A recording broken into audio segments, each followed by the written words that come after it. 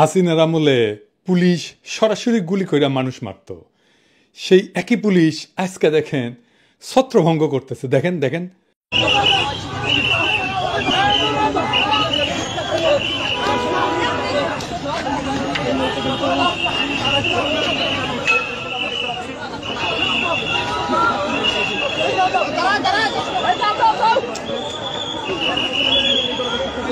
দেখেছেন কারো শরীর স্পর্শ করতেছে না, খালি সাউন্ড করতেছে। জিন্দেগিতে চিন্তা করেছিলেন হাসিনার জাউরা ঠোলা এইভাবে পুলিশ হয়ে উঠবে? ভাবেন নাই, কিন্তু হয়েছে। পুলিশের দুইজন নেতৃত্বে, খোদাবক্স ভাই আর বাহার ভাই, দুজনেই বাংলাদেশের জনগণের তরফ থেকে আমার সালাম আর কৃতজ্ঞতা গ্রহণ করেন। আপনারা এক অসাধ্য সাধন করছেন। যেই পুলিশ সদস্যকে দেখা যাইতেছে এই ভিডিওতে, ওনারা আইডেন্টিফাই করেন, প্রমোশন দেন, পুরস্কৃত করেন, জাতির সামনে পরিচয় করায় দেন। এই পুলিশ সদস্যকে জিটি পাবেন, বুকে জড়ায় ধরবেন, না খিলা ছাড়বেন না, এক কাপ চা হইলে খিলাবেন। এবার আসেন আজকের আলোচনায়। এই যে খেলা হবে, এই স্লোগান তো দিছিল শামীম ওসমান, তাই না? 24 তারিখের পরে আসো খেলবো, খেলা হবে, খেলা হবে। 24 তারিখের পরে খেলা হবে। তুই, তোর খালেদা জিয়া, তোর জামাত, তোর হেফাজত সব নিয়ে আমরা খেলবো। 24 তারিখের পর খেলা হবে। তো খেলা শুরু হওয়ার আগেই আওয়ামী লীগেরা ভাগলো। সাহস থাকলে দেশে আয় বইলে অতি বীরত্বের সঙ্গে হেলিকপ্টারে পলাইলো তার নেত্রী। তাদের তীর্থভূমি ধানমন্ডি 32 নাম্বার জয় বাংলা করে দেওয়ায় ওরা এতিম। এখন ওখানে নতুন বাদ দরকার। দেখেন আমেরিকাত তারা মোদির নামে স্লোগান দেয়, welcome welcome Modiji, Modiji, we are for Modiji, we are for Modiji, we support Modiji, Modiji, we support মোদিজি, মোদিজি। হ্যাঁ দেখেছেন, শুধু স্লোগান হইলে বুঝতাম যে মুখ ফুসকা ফট করে কয়ে দিছে, তা না, তারা ব্যানারও লিখে আনিছে। তার মানে এটা চিন্তা করে স্লোগান দেওয়া। দেখেছেন, দুনিয়ার কোন রাজনৈতিক দল আছে আর এক দেশের রাজনৈতিক নেতার নামে স্লোগান দেয়? নাই। আওয়ামী লীগ কি বাংলাদেশের দল না? তবে তারা কেন মোদির নামে স্লোগান দেয়? আওয়ামী লীগ কি তাইলে বাংলাদেশের দল তো না, ওরা মোদির নামে স্লোগান দেয়, ওটা ইন্ডিয়ার দল। তো মোদির নামে কেন স্লোগান দেয় সেটা বুঝতে হইলে আপনার ওই হার্পিক মজুমদারের একটা ক্লিপ দেখা লাগবে ইন্ডিয়ান টিভি। অবশ্য উপরি হিসেবে আপনি দেখবেন বাংলাদেশ নামের এই ভূখণ্ডের উপরে, এই রাষ্ট্রের উপরে তাদের এই আওয়ামী লীগারদের কি বিপুল ঘৃণা। আগে শুনেন। প্লিজ প্লিজ একটা কথা আমি আপনাকে অনুরোধ করি, বাঙালির সাথে বাংলাদেশিদেরকে মেলাবেন না। বাঙালির একটা সত্তা রয়েছে, বাঙালির একটা আত্মমর্যাদা রয়েছে, বাংলাদেশিদের কোনো আত্মমর্যাদা নাই। দাদা বুঝতে পারছি আপনার বাংলাদেশি বলবেন, আপনি বাঙালি বলবেন না। এদের কোনো জাত নাই, এদের কোনো জাত পরিচয় নাই। এরা নিজের পিতার ঘর ভেঙে ফেলে, এদের কিসের জাত পরিচয়? কিসের জাত পরিচয় এদের? যে তার পিতার ঘর ভেঙে ফেলে, যে তার ঐতিহাসিক স্থান ভেঙে ফেলে, তাদের জাত পরিচয় কি? এরা যেই পাতে খায় সেই পাতে হাগে। আপনি তাদেরকে মুক্তিযুদ্ধের সময় কলকাতা তাদেরকে কি করেছে, ইন্ডিয়া তাদেরকে কি করেছে সব ভুলে গেছে এই বেঈমানের জাত। আমি ঘৃণা বোধ করি যে আমি এই দেশে জন্মেছি, আমি ঘৃণা বোধ করি। আমার কাছে মনে হয় এই দেশকে, মানে এইখানে একটা যুদ্ধ শুরু হয়ে গেছে। এই যুদ্ধে এখন আমাদেরকে স্বাধীন করবার পালা। অস্ত্র হাতে নামতে হবে, এখানে গেরিলা যুদ্ধ করতে হবে, এখানে আমাদেরকে ট্রেনিং নিতে হবে। দেখেছেন, যুদ্ধ করবি, গেরিলা যুদ্ধ করবি। আবার তীর্থভূমি বাঁচাইতে আসলে উনি বুঝলাম ইনি সাহস আছে কি আছে আর জীবনে, মরে গেলে হাড্ডি ছিঁড়ে গেলে তা না আসলে হইনি না, তা আসলেও না কে? কারণ ওই হ্যাডমটা নাই, কখনো ছিল না। 1971-ও হ্যাডম ছিল না। ইন্ডিয়ারে বাপ ডেকে নিয়ে এসেছিল, এখনো ইন্ডিয়ারে বাপই ডাকা লাগে। ওই প্রোগ্রামের অ্যাঙ্কার আবার বলে কি 1971-এর মতো ইন্ডিয়াকে সাহায্য করতে হবে। শুনেন। কিন্তু এবার কি তাহলে আবার ভারতের কাছে সাহায্য চাওয়ার দিন এগিয়ে এসেছে? কারণ এই মুহূর্তে দাঁড়িয়ে স্বাধীন দেশ যদি কোনোভাবে সাহায্য না চায়, তাহলে একটা দেশ আরেকটা দেশের রাজনীতিতে গিয়ে সরাসরি নাক গলাতে পারে না। বাপরে, আমেরিকা থেকে 5 লাথি দিয়ে ডান্ডে বেরিয়ে পরে পেটে দিছে, আর ওই বাংলাদেশে আওয়ামী লীগরা আবার ক্ষমতাত বসে দিবি। ওরে বাবা, গোয়াত নাই চাম, রাধাকৃষ্ণের নাম। তার মানে আওয়ামী লীগ আর এইসব থার্ড ক্লাস ইন্ডিয়ান চ্যানেল চায় বাংলাদেশের সামরিক হস্তক্ষেপ করে ইন্ডিয়া আবার হাসিনার হারানো রাজ্য উদ্ধার করে দিক। এই জন্যই আমেরিকাত মোদির নামে স্লোগান দিছে। আবার দেখান এডিটর সাহেব। Welcome welcome Modiji, Modiji, we are for Modi ji. We are for Modi ji. We are for Sheikh Hasina. We are for Sheikh Hasina. We support Modi ji. Modi ji. We support Modi ji. Modi ji. We support Modi ji. আবার দেখেন সে কয় আমাদের নাকি লজ্জা নাই, Harpic Majumdar কয় আমাদের কোনো লজ্জা বোধ নেই, কিচ্ছু নেই। আমরা আমাদের মহামনীষীদেরকে ঠিক এভাবে ট্রিট করি। মাত্র 6 মাস আগে পাখির মতো গুলি করে বাচ্চা বাচ্চা ছেলে মেয়েগুলোকে মাইরা ফেলাইলো, হেলিকপ্টার থেকে গুলি করলো, ব্লক রেড দিয়ে তুলে নিয়ে গেল, জাতিসংঘের রিপোর্ট আসলো। এর চাইতে বড় আন্তর্জাতিক প্রমাণ আর কি হইতে পারে? তাও ওদের লজ্জা নাই, বিন্দু মাত্র অনুশোচনা নাই। আবার উল্টে আমাদেরকে বলে লজ্জা নাই। কেমন জাউরার জাউরা দেখেন। এইসব জাউরাদের জন্য গণতান্ত্রিক অধিকার চায় আবার অনেকে। ফ্যাসিস্টদের গণতান্ত্রিক অধিকার বা প্রোটেকশন দেওয়া হচ্ছে আর একটা সুশীল জাউরামো। একটা কথা আমাদের পরিষ্কার করে বোঝা উচিত, বাংলাদেশ রাষ্ট্রের ফ্যাসিজম বিচার করার আইন নাই। গণতন্ত্র সুশীলতা দিয়া আপনি ফ্যাসিজম ডিল করতে গেলে আপনি পরাজিত হবেন, লিখে রাখেন। আপনি মরিছেন ফ্যাসিস্টের সাথে সুশীলতা করতে গেলে মরিছেন। আমলি কি সেটা আপনারা দেখা, এটা ছোট ক্লিপ দেয়া।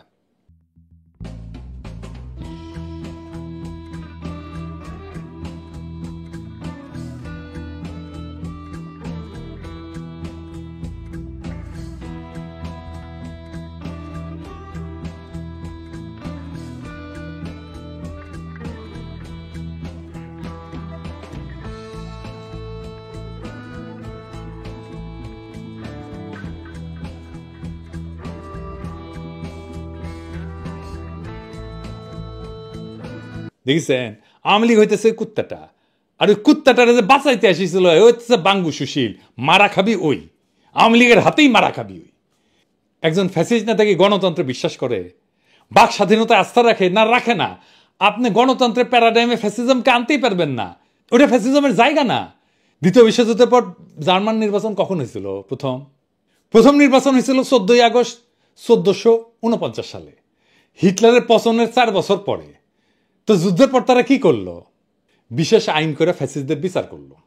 রিপাবলিকের সাধারণ গণতান্ত্রিক আইনে ফ্যাসিস্টদের বিচার সম্ভব ছিল না। নতুন সংবিধান করছিল নাৎসি শাসনের পতনের পর গণতন্ত্র প্রতিষ্ঠার জন্য। এটা তৈরি করতে 48 থেকে 49 সাল পর্যন্ত আলোচনা চলে এবং 23 মে 1949 সালে এটা কার্যকর হয়। তারপরে হয় ইলেকশন। এই সংবিধান অনুযায়ী 1949 সালে 14 আগস্ট প্রথম নির্বাচন অনুষ্ঠিত হয়। তো এই সুশীলদের কেন মনে হচ্ছে একজন ফ্যাসিস্টের জন্য গণতন্ত্রের প্রোটেকশন দরকার? সে কি গণতন্ত্র বিশ্বাস করে? সে কি জয় বাংলা বলা বন্ধ করবে? সে কি জঙ্গি, পাকিস্তানের বীজ, মব, তৌহিদ, জনতা এই সমস্ত বইলা আমাদের মুখে থুতু দেওয়া বন্ধ করবে? ফ্যাসিস্টদের গণতান্ত্রিক অধিকার বা আইনের প্রোটেকশন দেওয়া আপনার হচ্ছে সুশীল জাউরামো। মনে রাখবেন, ফ্যাসিস্ট বাক কেন কোনো স্বাধীনতাতেই বিশ্বাস করে না। সে আপনার গণতান্ত্রিক উদারতার সুযোগ নিয়ে তার অগণতান্ত্রিক মতবাদ প্রতিষ্ঠিত করবে। এটাই ফ্যাসিস্ট। ফ্যাসিস্টের কোনো বাক স্বাধীনতা নাই, কোনো গণতান্ত্রিক আইনি অধিকার নাই। ফ্যাসিস্টকে সাধারণ নাগরিক বা মানুষ হিসাবে ডিল করতে গেলে আপনি বিপদে পড়বেন। আমাদের পরিষ্কার হইতে হবে যে উগ্র হিন্দুত্ববাদ আর বাঙালি জাতীয়তাবাদ একই জিনিস। উগ্র হিন্দুত্ববাদ আর বাঙালি জাতীয়তাবাদ দুইটাই ফ্যাসিজম। এই প্রেক্ষিত সামনে রেখা বইমেলার ঘটনাটা দেখে আসেন। এই যে সব্যসাচীর টল দিল, সব্যসাচীর স্টল দেওয়া তো দূরস্থান, মুক্তভাবে ঘোরাফেরা করে কিভাবে ওই আমার বুঝে আসে না। তারপর কয়েকজন ছেলে সঙ্গত কারণে ভদ্র ভাষায় জবাবদিহি দাবি যখন করলো, সেই বাচ্চাদের চর মানলো, জয় বাংলা স্লোগান দিল, সামনে এই সাহস করতে আসছে। কারণ সে জানে বাংলাদেশের বাঙ্গু সুশীল জাউরাদের বাম্পার ফলন হয়েছে। সে জানে ইন্ডিয়ান মিডিয়ার প্রোটেকশন পাবে। সে জানে ইন্ডিয়ার দালাল বাঙ্গু সুশীলেরা আত্মগ্লানিতেই মরে যাবে এই ঘটনায়। গণতন্ত্র আর বাক স্বাধীনতার কথা বললে তাদের বিচি কান্দে উঠে যায়। আবার বলতেছি, গণতান্ত্রিক আইনে ফ্যাসিজম ডিল করা যায় না। তাহলে তো ফ্যাসিজম সরাইতে বিপ্লব লাগতো না। চুমা দিয়ে হারমোনিয়াম বাজায় সরাই দিতে পারতেন, ইলেকশন করে সরাই দিতে পারতেন, এত রক্ত তো দেওয়া লাগতো না। ফ্যাসিস্ট একটাই ভাষা বোঝে, তাই হইতেছে মাইরের ভাষা। ওদের সাথে এই ভাষায় কথা বলতে হবে। সেই ভাষায় কথা বলছি আমরা 32 নম্বরে, দরকার হলে আবারও বলবো। এই যে কথা কামাল আমাকে নিয়ে কইছে আমি কেন দেশে আসি না। হ্যাঁ শুনান, এই দেশে আমি কথা পাচ্ছি, যদিও আমি মানে পিনাকি অথবা মানে অন্য যারা আছে বিদেশি ওদের নিয়ে কথা বলতে তোমাকে স্বাচ্ছন্দ্য বোধ করি না। কারণ আমার কাছে মনে হয় যে ওনারা যদি প্রকৃতই দেশপ্রেমিক হতেন তাহলে তারা দেশে এসে কথা বলতেন। দূরের থেকে অনেক কিছু বলা যাক, দেশে আসছেন না কেন ওনারা? কথা কামাল আসবো আসবো, এত তলা হইলে চলবে? আমার আগে দেশ ছাড়িয়েছেন তারেক রহমান, উনি না ফিরলে আমি কেমনে ফিরি? আগে বেদবি হয়ে যাবে না? আমার যদি এতই দরকার হয় উনারা ফেরাও, তারপরে আমি যাই। আমি তো তোমার মতো বেদ্যব না, মুরব্বীদের সম্মান করি। উনি আসুক, তারপরে আমি যাবো শিশির করিয়া। 32 নম্বরে বুলডোজার চালানোর পরে অনেক উত্তেজিত হইয়া টুঙ্গিপাড়া যাইতেছে। তো সেদিন দেখলাম একজন বাকশালী টুঙ্গিপাড়ায় গিয়ে ভিডিও করিচ্ছে যে সাহস থাকলে আয় টুঙ্গিপাড়ায়, চ্যালেঞ্জ দিস না বাপ। আমরা করলে ডাবল জারমে জানি, উঠি মিছিল করে যাবি না কেউ ভ্যাং প্যার। কোন রাজনৈতিক দল যদি নির্বাচনী ম্যানিফেস্টো প্রথম দফা রাখে নির্বাচিত হইলে আকাশ থেকে বোমা মেরা টুঙ্গিপাড়া 32 নম্বর করিয়া দিমু, তাহলে ওই দল কলে জিতবি। গণরায় নিয়ে এই কাম করবি। যদি সত্যি আওয়ামী লীগ করবার চাস তাহলে জাউরামো বন্ধ করিয়া অনুশোচনা করিয়া সমাজে মিশ। গেরিলা যুদ্ধ এক করে হান্দাই দিব টুঙ্গিপাড়া সহ। তাকে থাকে মোদির দিকে আর আসিছে গেরিলা যুদ্ধের হাউস নিয়া। মোদির কি অবস্থা জানিস? আমেরিকার তো গেছিল, কি হয়েছে সেটি আসেন দেখি। মোদি গেল আমেরিকা, তার ছক্কা গেল প্রফেসর ইউনূস বাংলাদেশে বৈশা। বাংলাদেশের কৌশলগত এবং কূটনৈতিক সক্ষমতা আন্তর্জাতিক অঙ্গনে নতুন উচ্চতায় পৌঁছেছে এই গত কয়েকদিনে। বিশ্বব্যাপী প্রযুক্তিগত এবং রাজনৈতিক অগ্রগতির কেন্দ্রবিন্দুতে বাংলাদেশ এখন একটা গুরুত্বপূর্ণ খেলোয়াড় হিসেবে আবির্ভূত হয়ে গেছে। ইলন মাস্কের সাথে আমেরিকাত গিয়ে মোদি মিটিং করেছে, আর তার কয়েক ঘন্টা আগে প্রফেসর ইউনূস ইলন মাস্কের সাথে মিটিং করেছে। আমরা মোদির আমেরিকা সফরের সাথে প্রফেসর ইউনূসের ইলন মাস্কের মিটিং এর একটা তুলনামূলক আলোচনা করব। ইলন মাস্ককে যারা চিনেন না আর কেন ইলন মাস্ক আগামী বিশ্ব রাজনীতিতে গুরুত্বপূর্ণ তা একটু আলোচনা করে নি। ইলন মাস্ক টেসলা কোম্পানির মালিক। ও শুধু প্রযুক্তি উদ্যোক্তা না, এখন বিশ্ব রাজনীতির একটা গুরুত্বপূর্ণ চরিত্রে পরিণত হয়েছে। এর কারণ হইতেছে ব্যবসায়ী স্বার্থ, প্রযুক্তির উপর আধিপত্য এবং আন্তর্জাতিক কূটনীতিতে তার ক্রমবর্ধমান প্রভাব। স্পেস এক্স এবং মহাকাশে সে রাজত্ব করে। মহাকাশ এখন ভূ রাজনীতির গুরুত্বপূর্ণ অংশ এবং ইলন মাস্ক এটার কেন্দ্রে আছে। স্পেস এক্স মার্কিন যুক্তরাষ্ট্রের জন্য মহাকাশে আধিপত্য বজায় রাখার অন্যতম প্রধান হাতিয়ার। ওর স্টারলিংক বলে স্যাটেলাইট ইন্টারনেট পরিষেবা আছে, ভূ রাজনীতিতে গুরুত্বপূর্ণ হয়ে উঠছে। ইউক্রেন যুদ্ধের সময় স্টারলিংক রাশিয়ার বিরুদ্ধে ইউক্রেনের যোগাযোগ ব্যবস্থা সচল রাখার মূল ভিত্তি ছিল। স্পেস এক্স বর্তমানে চীনের মহাকাশ প্রকল্পের বড় প্রতিদ্বন্দ্বী এবং মার্কিন সামরিক বাহিনীর সাথে গভীরভাবে সংযুক্ত। যে কোনো দেশের যোগাযোগ এবং তথ্য প্রবাহ নিয়ন্ত্রণ করতে পারা মানে রাজনৈতিক শক্তি অর্জন করা। স্টারলিংক এখন বিশ্বজুড়ে স্বাধীন ইন্টারনেট সংযোগ দেওয়ার একটা গুরুত্বপূর্ণ হাতিয়ার। এটা এমন একটা প্রযুক্তি যা সরকার চাইলেও পুরোপুরি নিয়ন্ত্রণ করতে পারবে না, ফলে এটা ক্ষমতার ভারসাম্য বদলে দিতে পারে। এই জন্যই ইন্ডিয়া এটা নিতে চায় না। বাংলাদেশে জুলাই যদি স্টারলিংক থাকলে নিয়ে, তাহলে আমরা আরো 7 দিন আগে হাসিনাক জয় বাংলা করে দিতে পারতাম। ইন্টারনেট বন্ধ করে এসে কয়েকদিন এক্সট্রা লাইফ পাইছিল। এই পৃথিবীর যে শক্তির ভবিষ্যৎ এনার্জি, এটা নির্ভর করবে কার্বন মুক্ত জ্বালানির উপরে। সেইখানে ইলন মাস্কের টেসলা এটা অগ্রগামী। বৈদ্যুতিক গাড়ি শিল্পের নেতৃত্ব দিয়া ওই ফসিল ফুয়েল মানে পেট্রোল, তেল, কেরোসিন ইত্যাদি এটার ভিত্তিক যে অর্থনীতি এটাকে চ্যালেঞ্জ করছে সে। চীন, আমেরিকা, ইউরোপ, ভারত সবাই চায় টেসলার প্রযুক্তি এবং বিনিয়োগ, ফলে এই দেশগুলোর উপরে সে প্রভাব বিস্তার করতে পারে। টেসলা ইতিমধ্যে চীনে বিশাল কারখানা গড়ে তুলছে, তাকে চীন অর্থনীতির সাথে গভীরভাবে সংযুক্ত করছে। এটা ছাড়াও কৃত্রিম বুদ্ধিমত্তা মানে আর্টিফিশিয়াল ইন্টেলিজেন্স, এইটাই হইতেছে ভবিষ্যতের প্রযুক্তি। আগামী বিশ্ব রাজনীতির অন্যতম শক্তি হবে আর্টিফিশিয়াল ইন্টেলিজেন্স, যেখানে ইলন মাস্ক একটা বড় খেলোয়াড়। XAI নামে একটা নতুন AI কোম্পানি করেছে, যা ওই যে ওপেন AI, চ্যাট জিপিটি শোনেন না, আর গুগলের সাথে প্রতিযোগিতা করছে। তার নিউরালিঙ্ক বলে একটা প্রকল্প আছে, মানুষের মাথার সাথে, ব্রেনের সাথে, মগজের সাথে কম্পিউটারের যোগাযোগ। মানে আপনি চিন্তা করবেন না, লেখা হয়ে যাবে কম্পিউটারে। হ্যাঁ, এটা সামরিক এবং গোয়েন্দা অপারেশনে ভবিষ্যতে খুব গুরুত্বপূর্ণ হতে পারে। কৃত্রিম বুদ্ধিমত্তার নীতি এবং ব্যবহার নিয়ন্ত্রণে মাস্কের প্রভাব সরকারগুলো থেকেও বেশি হয়ে উঠতে পারে। এটা ছাড়া সোশ্যাল মিডিয়া এবং রাজনৈতিক প্রভাব আছে। টুইটার ছিল না, আছে না, আগে নাম ছিল টুইটার, এখন এক্স হয়েছে। এটার মালিক কিন্তু ইলন মাস্ক। গণতন্ত্র, তথ্য প্রভাব এবং রাজনৈতিক প্রচারে সোশ্যাল মিডিয়া এখন মূল অস্ত্র। আপনারা তো দেখেছেন, আমরা তো ইউটিউব আর ফেসবুক দিয়ে হাসিনার আধা জয় বাংলা করে দিছি। তো এই টুইটার কি না রাজনৈতিক বিতর্কের কন্দেমন্ত্রীতে চলে আসছে। বিশ্বজুড়ে জনমত তৈরিতে টুইটারের বিশাল ভূমিকা আছে, যেটা এখন তার নিয়ন্ত্রণে। মার্কিন প্রেসিডেন্ট নির্বাচন, ব্রিটেনের নির্বাচন, ভারতের নির্বাচন, এমনকি বাংলাদেশের এই বিপ্লবেও পাকিস্তানের পরিস্থিতিতে টুইটারের প্রভাব আছে। এটা ছাড়া বিশ্ব কূটনীতিতে মাস্কের সরাসরি ভূমিকা আছে। অনেক সময় মাস্ক এমন কূটনৈতিক কাজ করে যা সাধারণত রাষ্ট্রনায়করা করে থাকে। ইউক্রেন যুদ্ধের সময় মার্কিন সরকার এবং ইউক্রেন মাস্কের স্টারলিংক ব্যবহারের উপর নির্ভর করেছিল, আগেই তো বলছি। মধ্যপ্রাচ্যে তার টেসলা এবং স্পেস এক্সের বিনিয়োগের কারণে সৌদি আরব, কাতার, তারপরে সংযুক্ত আরব আমিরাত, এটার সাথে তার ঘনিষ্ঠ সম্পর্ক তৈরি হয়েছে। চীনের সাথে তার অর্থনৈতিক সম্পর্ক গভীর। বেজিং আর ওয়াশিংটনের মধ্যে উত্তেজনা থাকলেও ইলন মাস্কের ব্যাপারে দুই পক্ষই মহব্বত দেখায়।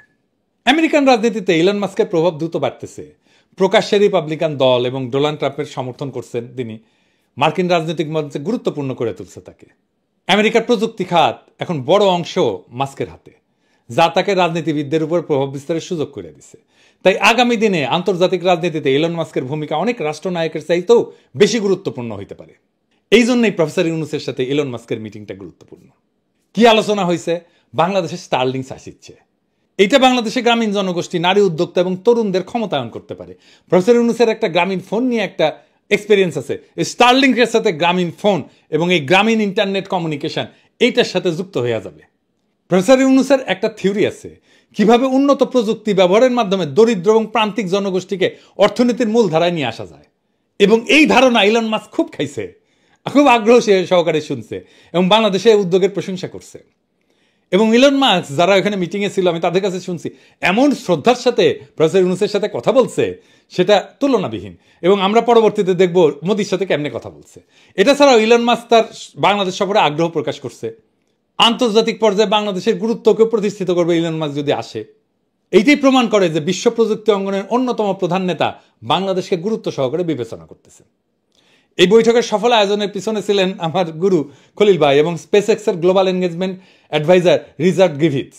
তারা ওয়াশিংটনে বৈঠকের এমন সময়টা এমনভাবে নির্ধারণ করছে, আলোচনার কাঠামো তৈরি করছে যাতে এটা মোদির ওয়াশিংটন সফরের সাথে একই সময় হয়। এটা ছিল একটা খুবই কৌশলগত সিদ্ধান্ত যা ভারতের প্রভাবকে পাশ কাটায় বাংলাদেশের অবস্থানকে শক্তিশালী করছে।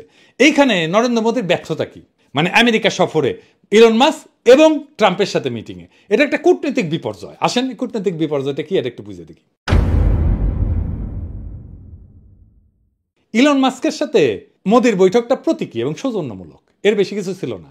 আলোচনায় নানা কিছু আসছে কিন্তু কোনো বড় তাৎপর্যপূর্ণ সিদ্ধান্ত হয়নি। ভারতের চূড়ান্ত সিদ্ধান্তহীনতা এবং দফায় দফায় বাধার কারণে স্টারলিংকের ভারতে প্রবেশ অনিশ্চিত, যাচ্ছে না। আপনি মোদির সাথে ইলন মাস্কের মিটিংয়ের ইলন মাস্কের হাতের ভঙ্গিটা দেখেন, এইটা সে বড় কইরা দেখেন, এই যে এইরকম করে বসছে না, দেখেছেন? এই যে ভঙ্গি, এটা পাওয়ার আর কন্ট্রোল। তার মানে ওই মিটিংয়ের মাস্টার ইলন মাস্ক। সব পাওয়ারফুল মানুষ অবচেতনে এইভাবে হাতের ভঙ্গি করে আরেকজনের সাথে কথা বলার টাইমে। আপনি যখন পাওয়ারফুল হবেন তখন দেখবেন আপনার হাতে হয়ে গেছে। আমরা কয়েকটা নেতার ক্ষেত্রে দেখি, এই যে স্যার এরদোগান দেখেছেন, অ্যাঙ্গেলা মার্কেল, এমনকি হিটলার দেখেছেন, এক্সট্রিমলি পাওয়ারফুল নেতা। ট্রাম্প, তাহলে বুঝেছেন ওই মিটিংয়ের মাস্টারকে। এখন দেখিচ্ছি আমার ক্ষুদ্র ভ্রাতার ভগিনীরা ইঙ্কা করে হাত রাখিছে, আমি কলে দেখবার পারিচ্ছি। যাই হোক, টেস্ট করিচ্ছে ক্যাঙ্কা হবে পাওয়ারফুল এলে এসে। আমরা টেসলার ফ্যাক্টরি বাংলাদেশে আনতে বলবো।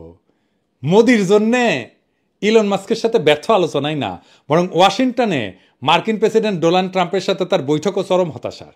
মোদি চাইছিল ভারতীয় পণ্যের জন্য শুল্ক ছাড় এবং মার্কিন পণ্যের জন্য ভারতের শুল্ক কমানো। হ্যাঁ, কিন্তু ট্রাম্প ভারতীয় পণ্যের উপরে নতুন করে শুল্ক আরোপের সিদ্ধান্ত ঘোষণা করছে। এটা মোদির জন্য বড় ধাক্কা। মোদি চাইছিল বাংলাদেশকে নিয়ে নেতিবাচক প্রচারণা চালাতে, কিন্তু ট্রাম্প স্পষ্টত বিষয়টা এড়ায় গেছে। এটা প্রমাণ করে যে বাংলাদেশ বিরোধী প্রচারণা আর আগের মতো আমেরিকান সমর্থন পাচ্ছে না। আর একটা গুরুত্বপূর্ণ ব্যাপার ঘটছে, চীন প্রসঙ্গে নীরবতা। মোদি আশা করছিল যে ট্রাম্প চীনের বিরুদ্ধে কঠোর মন্তব্য করবে যা ভারতের জন্য কৌশলগত সুবিধা দেবে, কিন্তু ট্রাম্প একবারও চীনের বিরুদ্ধে কোনো কথা বলেনি, যা ভারতের ইন্দো প্যাসিফিক নীতির জন্য একটা বড় ধাক্কা এবং মোদির জন্য একটা অপমানজনক কূটনৈতিক আচরণ ছিল। মানে মোদি যতবার গেছে মার্কিন রাষ্ট্রপতি আগায় যেয়ে তাকে নিয়ে আসছে, এটা কিন্তু কূটনীতিতে একটা বড় জিনিস। রাষ্ট্রপতি আগায় যায় তার ভিতরে নিয়ে আসবে। মোদির সফরের সময় তার জন্য আনুষ্ঠানিক অভ্যর্থনা দেওয়া হয়নি, আগে দেওয়া হয়েছে। ফলে ট্রাম্প প্রশাসনে প্রধান দরজা দিয়ে না, পাশের প্রবেশদ্বার দিয়ে প্রবেশ করছে, যার প্রতীকী অর্থে একটা কূটনৈতিক অবমাননা এবং পরাজয়। একই সময় ওয়াশিংটনে বাংলাদেশের পক্ষে কৌশলগত সাফল্য এসছে, যেখানে ভারত কূটনীতিকভাবে পিছায় পড়ছে। বাংলাদেশের জন্য এটা একটা নতুন কূটনৈতিক এবং প্রযুক্তিগত বিজয়। প্রফেসর ইউনূসের মতো নেতারা আমাদের দেশের ভাবমূর্তিকে বিশ্ব দরবারে উজ্জ্বল করছেন। তার এই উদ্যোগ শুধু প্রযুক্তি না, বরং অর্থনৈতিক প্রবৃদ্ধি, সামাজিক অন্তর্ভুক্তি এবং ডিজিটাল স্বাধীনতার দিক থেকেও নতুন দিগন্ত উন্মোচন করছে। অন্যদিকে মোদির ব্যর্থতা দেখাই দিছে শুধু বড় কথা বললেই কূটনৈতিক সাফল্য আসে না, কার্যকর কৌশল এবং দূরদর্শী নেতৃত্ব ছাড়া আন্তর্জাতিক রাজনীতিতে টিকে থাকা কঠিন। দুনিয়া বড় কঠিন হয়ে গেছে। আজ বাংলাদেশ যেখানে তার শক্তি এবং সক্ষমতা দেখাচ্ছে, ভারত সেখানে বারবার নিজেদের ব্যর্থতার প্রমাণ দিচ্ছে। আমাদের উচিত এই সাফল্যকে সাথে নিয়ে দেশের অঙ্গনে বিপ্লবী শক্তির অবস্থানকে আরো সুদৃঢ় করা। আগস্ট বিপ্লবের যে অসমাপ্ত কাজ আছে তা এক্ষুনি সম্পন্ন করতে হবে প্রফেসর ইউনূসকে। হাসিনা আর তার সাঙ্গপাঙ্গদের বিচার সম্পন্ন করতে হবে, সকল সংস্কার সম্পন্ন করতে হবে। আন্তর্জাতিক আর জাতীয়ভাবে প্রফেসর ইউনূসের সরকার এত সংহত অবস্থায় আর কখনো ছিল না।